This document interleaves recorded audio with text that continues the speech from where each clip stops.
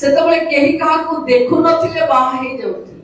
ହାତ ଗଣ୍ଠି ପଡିଲା ବେଳେ ଜଣା ପଡୁଥିଲା ଝିଅଟା କଳା କି ପୁଅଟା କଳା।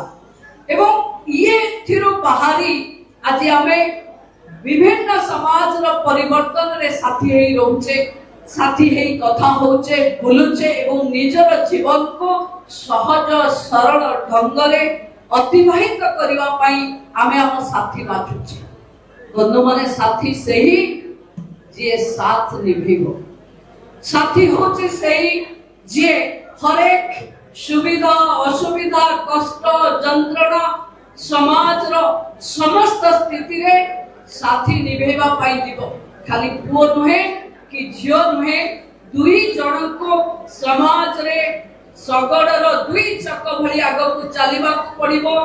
ପ୍ରଭୁ ଜଗନ୍ନାଥ, ମା ସୁଭଦ୍ରା, ମା ଲକ୍ଷ୍ମୀ, ମା ଦୁର୍ଗା ଆପଣଙ୍କୁ ଆଶୀର୍ବାଦ କରନ୍ତୁ।